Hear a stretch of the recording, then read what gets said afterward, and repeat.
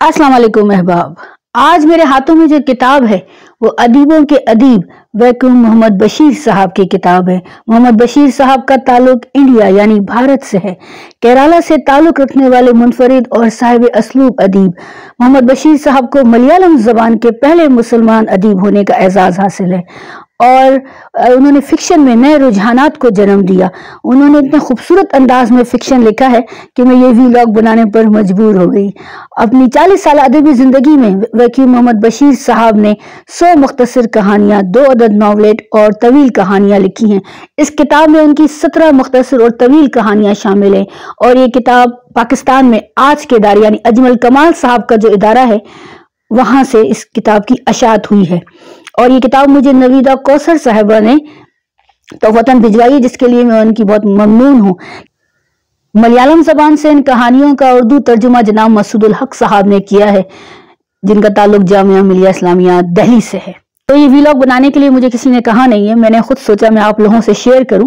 ये किताब रेख्ता पर भी मौजूद है, अगर आप पढ़ना चाहते हैं इस खूबसूरत मुसन्निफ को तो ज़रूर पढ़िए और लुफ्तअंदोज़ हुई कि जिस तरह मोहम्मद बशीर साहब ज़िंदगी में लुफ्तअंदोज़ हुए अपनी ज़िंदगी में गुर्बत से, अपनी ज़िंदगी की मुश्किलात से, और उन्होंने बड़ी खूबसूरती से कहानियों में अपनी सुमो दिया उनको। और जब वो पैदा हुए तो 1910 का दौर था।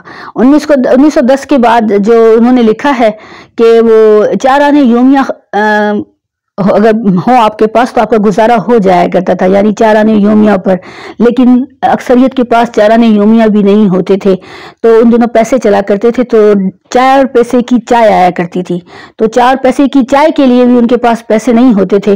वो उन 4 पैसों का डाक टिकट खरीदा करते थे और अपनी कहानी पोस्ट किया करते थे, तो और अब मुख्तलिफ रसाइल को भिजवाया करते थे। तो मुझे बड़ी हैरानगी हुई पढ़कर और ज़िंदगी की सफाकियत का और हमारे खत्ते में जो लोगों की सफाकियत है उसका भी अंदाज़ा हुआ। खैर, सफाकियत पूरी दुनिया में है, लेकिन हमारे यहाँ कहा जाता है हम लोग अच्छे हैं, लेकिन नहीं। हम जब मैं ये पढ़ रही थी तो मुझे लगा कि हम लोग बहुत जालिम लोग हैं, हम लोग बहुत सफाक लोग हैं कि कहानियाँ लिखने का मुआवजा भी नहीं देते थे। तो वो कर्ज लेकर 4 पैसे की चाय पीने के बजाय वो कई मील पैदल चलकर डाकखाने जाया करते थे और अपनी कहानी उन रसाइल को पोस्ट किया करते थे जो उस जमाने में शाया होते थे।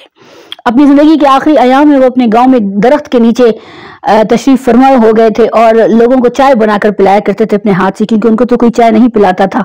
अपने हाथ से खाना बनाकर खिलाया करते थे। अपनी आखिरी जिंदगी उन्होंने भरपूर गुजारी और मैं बहुत मुतासिर हुई इनकी कहानियां पढ़ करके। एक वसील नज़र, वसील मुशरब और वसील कल्ब इंसान, इनकी कहानियां हमने पढ़ी हैं और बहुत देर में पढ़ी हैं। तो ये था मुख्तसर तारुफ मोहम्मद बशीर साहब का, अदीबों के अदीब और उनकी मुख्तसर कहानियों का। वक्त मिलते ही आप लोग ज़रूर रेख्ता पर ये कहानियाँ पढ़ सकते हैं।